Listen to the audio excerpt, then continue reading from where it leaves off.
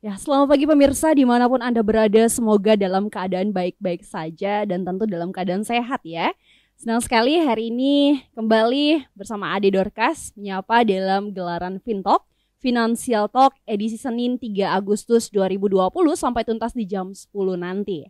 Nah, bicara tentang finansial atau urusan keuangan gak akan pernah ada habisnya nih ya. Karena setiap kegiatan, setiap aktivitas dalam kehidupan seringkali nih berurusan dengan yang namanya uang. Nah, kita mau nikmatin permen, ya perlu uang. Kita mau kerja, berangkat kerja perlu uang, uang bensin, uang bekal.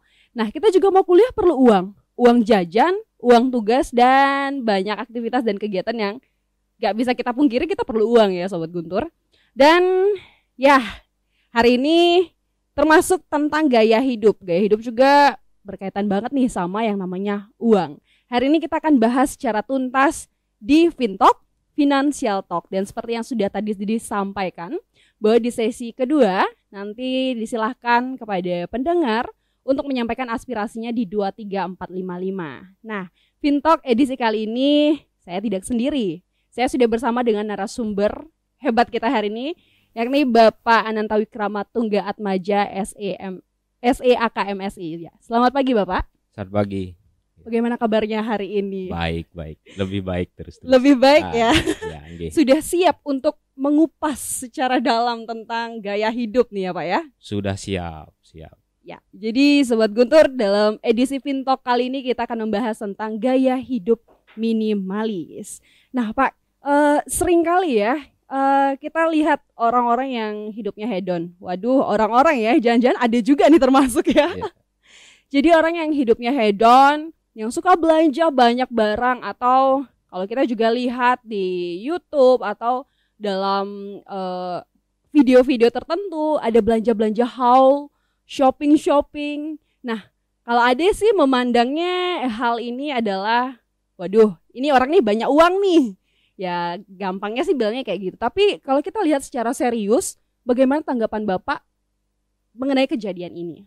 Baik, sebelumnya untuk bisa memahami gaya belanja yang besar-besaran itu ya, kita harus bisa memahami dulu apa yang disebut sebagai budaya materialisme. Jadi budaya ini merupakan sebuah budaya yang berintikan dari kepemilikan benda. Jadi kepemilikan benda merupakan inti dari kehidupan gitu. Ya. Jadi seseorang merasa hebat, merasa diterima di lingkungannya karena kepemilikan benda-benda itu. Nah, inilah yang kemudian membuat orang menjadi apa yang kita kenal sebagai konsumtif. Dia selalu membeli barang-barang agar bisa diterima oleh lingkungan sosialnya gitu.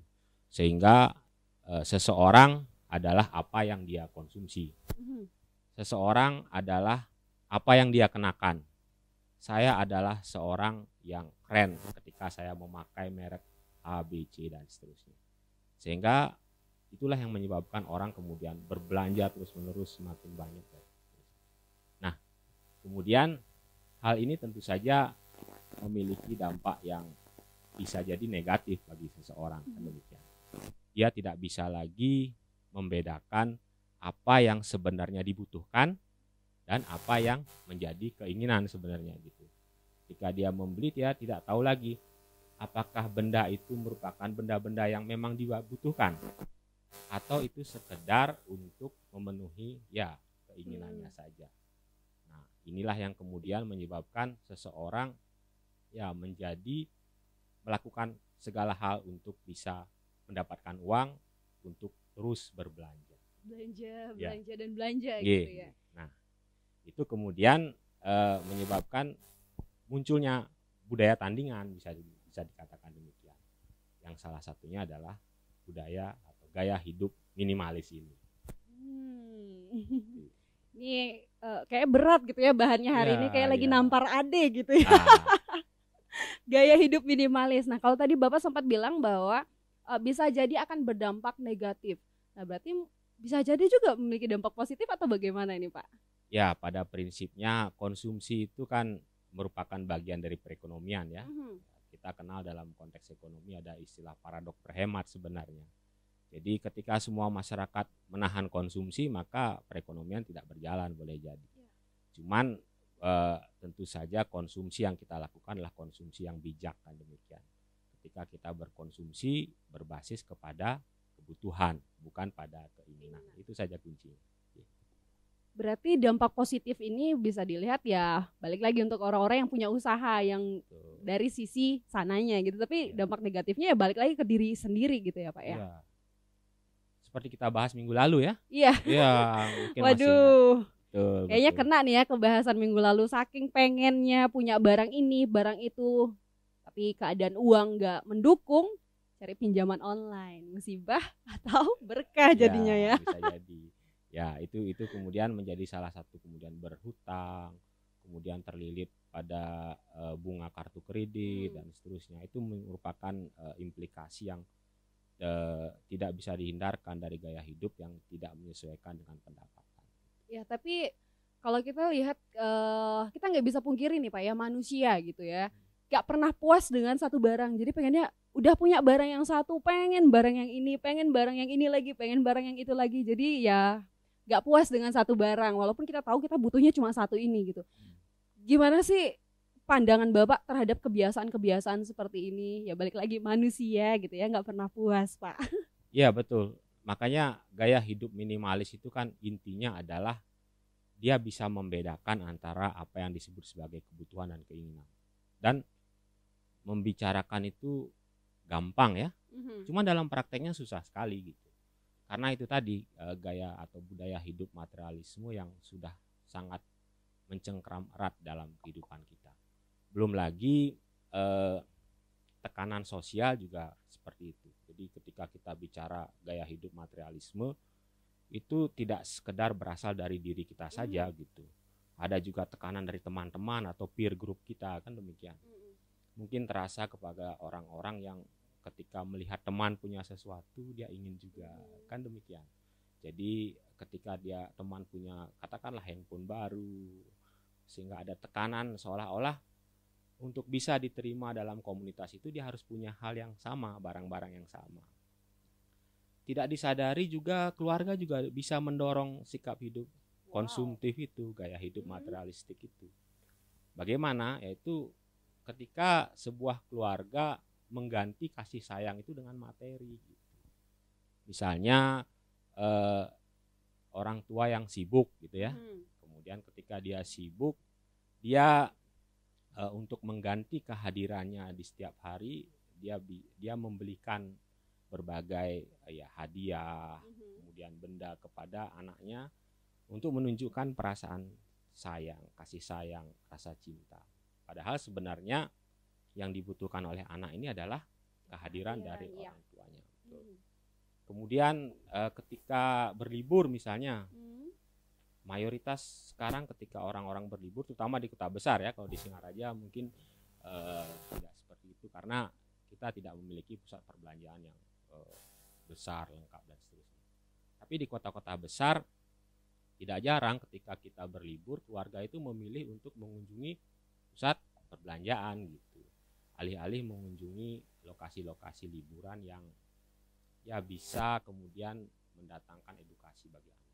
Jadi mereka datang seharian ke pusat perbelanjaan dari pagi sampai malam. Jadi anak-anak dilepas di pusat perbelanjaan, pusat permainan, ibunya shopping dan seterusnya.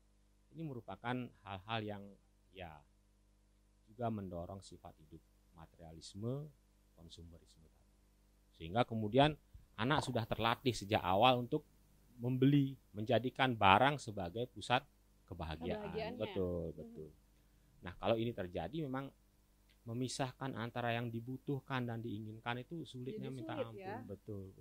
Jadi apa yang sebenarnya kita butuhkan, kemudian apa yang kita inginkan itu sulit sekali. Ketika kita punya 1, 2, 3, boleh jadi yang keempat, kelima itu merupakan cerminan dari keinginan saja, bukan kebutuhan. Mungkin pernah kita sekali-sekali melihat lemari pakaian kita ya. Waduh, kalau udah bahas pakaian ini ya bakal kena nih Ade nih hari ini. Jadi bertumpuk dari atas ke bawah pakaian-pakaian yang kadang-kadang kita lupa kapan terakhir kita pakai gitu. Ya. Nah, Udah kayaknya udah 4 bulan terakhir gitu dipakainya, 3 bulan yang lalu atau bahkan betul. udah setahun yang lalu ya. Betul.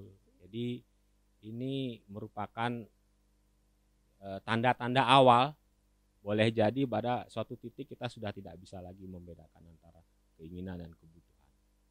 Nah, di saat itulah kita harus boleh jadi merenung dulu. Nah, apa yang perlu kita lakukan ini? Jangan-jangan sampai nanti kita terlanjur ya terseret dalam gaya hidup ini sehingga tidak bisa mengelola keuangan pribadi kita. Nah, terhadap barang-barang yang sudah kita miliki ini juga, nah biasanya Adi gimana ini? Waduh. Jadi nih, kalau Ade ya, aduh berat ya. Jadi lihat pakaian gitu, ya dirasa, contoh lah, kita ke kampus biasa pakai kemeja kan Pak ya. Ya. Jadi sudah punya kemeja satu, aduh kayaknya masa Senin pakai ini, besok pakai ini lagi ya. Sudah antisipasi 3, 4, 5 lah ada kemeja. Udah punya ada nih banyak 5, rasanya kurang, terus pengen masa pakai itu tuh aja, jadi ya pengen ganti juga dong gitu. Kalau nggak kemeja diganti juga polo atau apa, rok segala macam, itu harus banyak punya ceritanya kayak gitu sih, harus pengennya kayak gitu ya, pengen banyak punya. Tapi ya balik lagi, ada yang udah sesa, ada yang udah lama nggak kepake, cuman ya kayak aduh sayang kalau dibuang atau dikasih ke orang atau kemana-mana gitu, kayak sayang, ya udah bagus menghiasi lemari aja gitu Pak ya. Padahal kita juga sudah lupa ya kapan terakhir memakai kan. Iya. Demikian betul. Membuang barang itu juga sesuatu yang tidak gampang. Jadi tidak sekedar merupakan ya sebuah aktivitas, sesuatu kita buang, tapi kalau sudah memiliki kenangan ya kan, ada nilai-nilai sentimental dan seterusnya, itu susah untuk kita lakukan. Sehingga itu juga merupakan sebuah ya praktek psikologi sebenarnya. Ya, jadi untuk bisa melepaskan atau membuang barang-barang itu. Karena semua barang itu seolah-olah punya kenangan kan. Ini pada saya pakai saat semester 1 dan seterusnya. Kasihan sekali. Waduh, ini ada cerita nih waktu jadi putri Konizer disimpan aja gitu ya. Iya. Waduh, betul. Kenangan nih disimpan aja, padahal udah nggak muat lagi. Iya. Dan sudah nggak dipakai lagi. Betul. Nah itu juga perlu, makanya di Jepang kalau saya baca itu ada pelatihan seni membuang barang. Wow. Iya, seni membuang barang. Jadi ada beberapa hal yang bisa kita lakukan terhadap barang-barang itu. Yang pertama ya dibuang ya, itu paling ekstrim ketika sudah tidak layak pakai lagi. Kemudian bisa ditukar sebenarnya. Kemudian bisa dijual atau bisa ya diberikan sebagai sumbangan. Nah ini juga didukung oleh kemajuan teknologi sebenarnya ya. Ada berbagai situs tempat bertukar barang atau bahkan menjual barang-barang bekas. Ya itu ada. Di Instagram kan banyak kita banyak sekali. Ya, barang bekas. Sehingga kita ya mengurangi beban lemari juga, sekaligus bisa mendapatkan penghasilan dari situ. Nah, itu merupakan latihan awal untuk hidup minimalis sebenarnya. Jadi kita bisa mulai mensortir ya, barang-barang apa yang sebenarnya kita butuhkan dan tidak kita butuhkan lagi. Ini bisa membuat secara psikologis kita menjadi lebih rileks. Kemudian bisa menjadi ya lebih ringan dalam menjalani kehidupan. Dan itu tidak gampang. Dicoba saja. Saya pribadi demikian. Saya suka lari ya. Kemudian setiap tahun itu selalu membeli sepatu karena kebutuhan teknis ya. Sepatu lari itu tidak bisa dipakai dalam jangka waktu yang panjang karena bantalan solnya itu menjadi lebih keras dan ini bisa membuat cedera bagi pelari. Jadi ketika setahun sudah selesai dipakai itu ya sulit sekali membuang gitu. Terutama ketika ya itu tadi, oh ini sepatu ini saya pakai pada saat race ini, saya jatuh dan seterusnya. Iya, saya bisa mencapai waktu terbaik dan seterusnya. Susahnya minta ampun untuk membuang itu. Dan kita harus benar-benar berdamai dengan ya kenangan kita untuk bisa ya kalau saya biasanya saya berikan kepada orang lain. Itu masih layak pakai kalau bukan untuk berlari. Nah, itu susahnya, memang susah. Nah, ketika kita sudah berhasil mengurangi stok barang-barang yang sebenarnya tidak kita dibutuhkan lagi ya. Ya, makin lama kita akan bisa melangkah kepada langkah selanjutnya, yakni membeli barang yang benar-benar sesuai kebutuhan kita. Karena target kita adalah rak sepatu saya tidak boleh penuh misalnya, lemari saya tidak boleh sampai jebol misalnya, dan seterusnya. Atau nambah lemari lagi. Nah, itu dia. Berarti ada tambahan pengeluaran lagi kan. Nah, itu nanti akan terbawa. Jadi ketika kita berbelanja, kita akan terbawa untuk benar-benar memilih atau memilih benda-benda yang kita perlukan. Yang pertama, kita bertanggung jawab, tahu konsekuensi masa depan. Ya, kita kadang-kadang berpikir berkonsumsi itu sekedar membeli ya, padahal itu konsekuensinya harus kita pikirkan. Apakah kita mampu membelinya, apakah kita harus berhutang, di mana kita menyimpan, dan seterusnya. Belum lagi kalau dikaitkan dengan hal-hal yang lebih kompleks. Misalnya bagaimana sebuah produk itu diproduksi dengan mempergunakan sumber daya alam misalnya, itu lebih ruwet lagi. Ya, sehingga gaya hidup minimalis inilah gaya hidup yang memang perlu kita terapkan. Bukan berarti pelit ya, tapi benar-benar melihat konsekuensi dari sebuah tindakan. Ya, karena dalam kamus bahasa Indonesia, kamus besar bahasa Indonesia, arti minimalis pun sebenarnya kan sederhana, terbatas, tapi menghasilkan hasil yang maksimal nantinya. Dan seperti yang tadi Bapak juga sudah jelaskan bahwa ternyata kita belanja itu nggak cuma bicara konsumsi yang hanya sekedar belanja saja, tapi ada banyak pertimbangan lain ya Pak yang harus kita pikirkan. Betul. Waduh.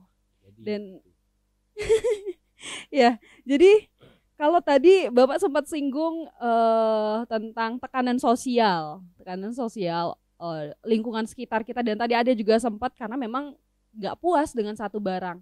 Adakah faktor-faktor lain yang mendorong kenapa orang-orang atau Ade sendiri gitu ya, kenapa kita biasanya melakukan hidup nggak minimalis, jadi kebalikan dari minimalis ini? Faktor lainnya? Faktor utamanya produsen. Gitu. Jadi memang saat ini produsen sudah ya memiliki berbagai cara untuk membuat kita berkonsumsi secara masif. Yang paling terlihat kan iklan ya. Ya bagaimanapun juga iklan sangat penting, tapi kita harus sadari bahwa iklan itu juga memiliki ya pengaruh terhadap apa kita berkonsumsi. Jadi iklan itu sekarang hadir dalam ruang privat kita kan, dalam televisi, kemudian HP, ketika kita menonton YouTube misalnya apa segala macam, itu iklan muncul nomor satu. Jadi memang iklan itu menjadi hal yang paling mendorong orang berkonsumsi. Kemudian ya memang penjual itu juga memiliki berbagai cara untuk menarik kita. Ya, menarik perhatian. Betul. Kalau kita datang ke supermarket misalnya, jadi supermarket itu memang sudah dirancang untuk kita agar terus berkonsumsi. Jadi kalau kita ke supermarket yang besar ya, mall apa segala macam itu, maka kita bisa lihat ketika kita masuk ke sebuah mall, kita akan seolah-olah terpisah dari dunia luar ya. Di dalam tarik gitu. Betul. Belanja sini belanja. Iya. Jadi bagaimanapun kondisi di luar, di dalam itu selalu nyaman ya. Meskipun di luar itu panas misalnya atau hujan, di dalam pasti adem. Kemudian suhu diatur ya kan. Dibuat senyaman mungkin ya. Betul. Kemudian terang. Ada musiknya lagi ya. Itu music namanya. Jadi musik yang memang dirancang untuk membuat kita betah di dalam, bersemangat, tapi juga tidak membuat terlalu bising. Kalau kita masuk ke sebuah pusat perbelanjaan kan selalu ada musik ya. Musik itu membuat kita rileks gitu, bisa berjalan dengan tenang di sepanjang koridor rak-rak itu kan. Tidak juga terlalu bersemangat. Kalau bersemangat kita cenderung jalan cepat ya. Kalau jalan cepat kan nggak sempat noleh kiri kanan. Nah ini pelan-pelan lihat kiri kanan ya kan. Kemudian penempatan ruangan juga, penempatan barang-barang, penataan barang-barang. Kemudian barang-barang itu juga selalu diatur setiap saat sehingga kesan baru itu terus ada. Nah, hal-hal seperti itu sebenarnya juga sangat mendorong orang menjadi sangat konsumtif gitu. Jadi melihat kiri kanan. Dan satu lagi, kalau diperhatikan di setiap pusat perbelanjaan itu tidak pernah kita lihat jam. Pernah masuk ke pusat perbelanjaan ada jamnya? Enggak pernah, iya. Kecuali ya toko jam. Iya betul, toko jam 100. Jadi kalau di sana ada kecenderungan membuat kita lupa waktu dari pagi sampai malam. Apalagi di sana tersedia berbagai kebutuhan. Kalau kita lapar, kita tinggal ke food court dan seterusnya. Nah ini sangat mendorong orang untuk berkonsumsi secara berlebihan. Ya, jadi pemirsa, gaya hidup mewah, jadi kebalikan dari gaya hidup minimalis ini yang mendorong memang selain dari diri sendiri, faktor internal, ada faktor eksternalnya juga yang mendukung untuk makin kita hidup mewah gitu ya. Dan masih banyak sekali pertanyaan yang ingin saya sampaikan kepada narasumber kita, tapi jangan kemana-mana, kita lanjut setelah iklan berikut ini.